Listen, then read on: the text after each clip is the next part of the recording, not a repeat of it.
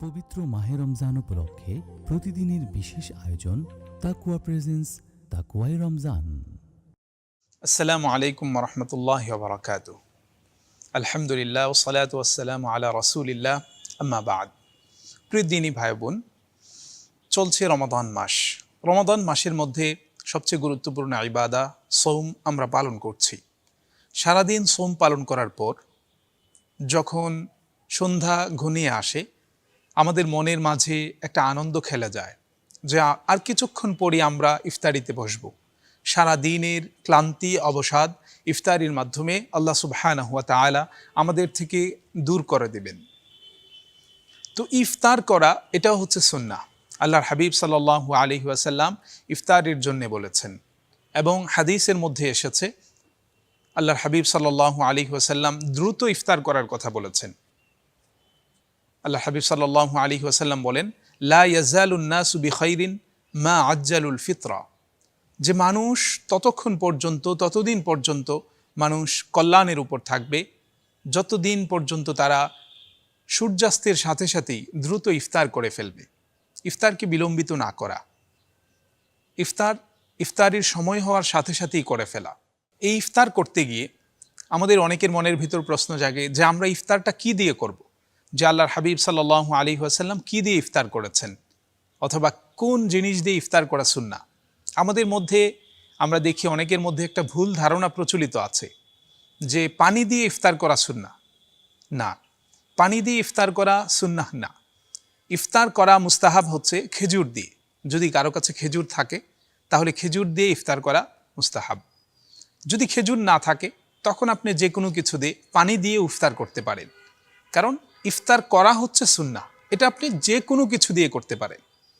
তো ইফতারির পূর্বে একটা বিশেষ মুহূর্ত, আমি সারা দিন রোজা রেখে আমার ইফতারির সময় ঘনিয়ে এসেছে, আল্লাহ সুবহানাহু ওয়া তাআলা এর সন্তুষ্টির জন্যে আমি সারা দিন পানাহার থেকে বিরত থেকেছি। তো এই সময়টা আল্লাহ সুবহানাহু ওয়া তাআলা বান্দার যে কোনো দোয়া কবুল করেন।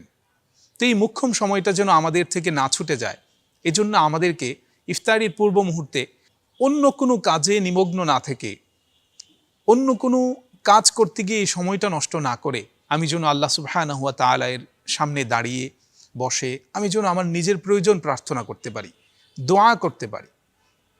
আমাদের এলাকায় আমরা দেখি এই সময়টা, এই গুরুত্বপূর্ণ সময়টা আমাদের অনেক ফ্যামিলিতে ইফতার প্রস্তুত করতে এই সময়টা চলে যায়।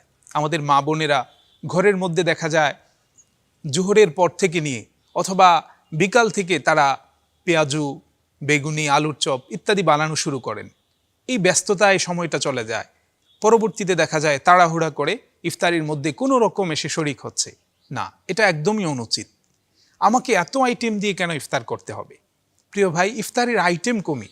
আমাকে ইফতারির কমপক্ষে 10 মিনিট, 15 মিনিট অথবা আধা ঘন্টা আগে আমি যেন ইফতারিকে সামনে নিয়ে বসি, ফ্যামিলির সবাই যেন আমরা বসে সারাদিনের এই রোজার ক্লান্তিকে শরীরে ধারণ করে আমি যেন আল্লাহর কাছে দুহাত উঠিয়ে দুফোঁটা চোখের পানি ফেলে আমি যেন আমার প্রয়োজন প্রার্থনা করতে পারি।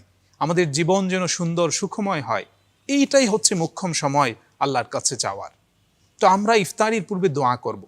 আল্লাহর হাবিব বলেছেন, ইফতারির পূর্বে যখন বান্দা দোয়া করে আল্লাহ সুবহানাহু ওয়া তাআলা সেই দোয়া কবুল করে নেন। ইফতারির পূর্বে আমরা ইফতারির দোয়াও পড়ব। হাদিসের মধ্যে এসেছে ইফতারির দোয়া হচ্ছে আল্লাহুম্মা লাকা সুমতু ওয়া আলা রিজকিকা আফতারতু। এই দোয়াটি আমরা পড়ে ইফতার শুরু করব। ইফতার করার পর যখন আমার ইফতারি শেষ, তখন আমরা আরেকটি দোয়া পড়ব, যেটা আল্লাহর হাবিব সাল্লাল্লাহু আলাইহি ওয়াসাল্লাম করতেন ইফতারি শেষ করার পর। যাহাবা যমাউ ওয়াবতাল্লাতিল উরুক ওয়া সাবাতাল আজরু ইনশাআল্লাহ। যে আমার তৃষ্ণা যে ছিল সারাদিন পিপাসার্ত থাকার কারণে সেই তৃষ্ণা চলে গেছে এবং আমার শিরা উপশিরাগুলো সিক্ত হয়ে গেছে এবং আমার যে প্রতিদান আল্লাহ চাহিত এটা সুদৃঢ় হয়ে গেছে, নির্ধারিত হয়ে গেছে। এটা হচ্ছে নিজে করা। আর ইফতারির এর চেয়ে আরও বড় একটা ফজিলা হচ্ছে আমি নিজে অন্যকে ইফতার করানো। হাদিসের মধ্যে এসেছে আল্লাহর হাবিব সাল্লাল্লাহু আলাইহি ওয়াসাল্লাম বলেন, যে ব্যক্তি অন্য কাউকে ইফতার করালো আল্লাহ সুবহানাহু ওয়া তাআলা তার সমপরিমাণ সওয়াব ইফতার করানোওয়ালাকে আল্লাহ সুবহানাহু ওয়া তাআলা দান করবেন। তো এটা হচ্ছে আমাদের জন্যে একটা অনেক বড় সুযোগ যে আমরা অল্প পরিমাণে হোক, আল্লাহর হাবিব বলেছেন কারো যদি সামর্থ্য না থাকে সেজন্য কমপক্ষে এক ঢুক পানি, এক পেয়ালা পানি দিয়েও যেন ইফতার করায়।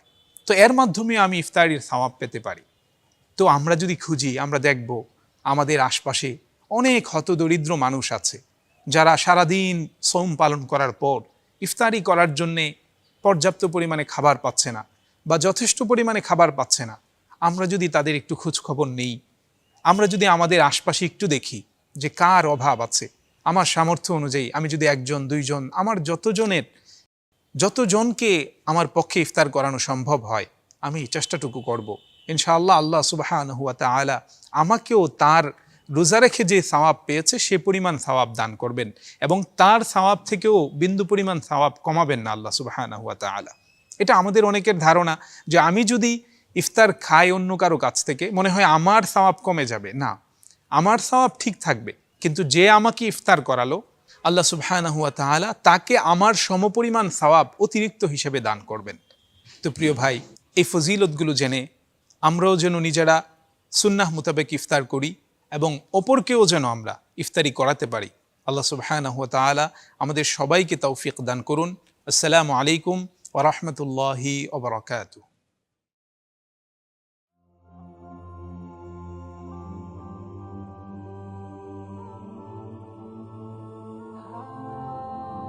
La la la la la la la la.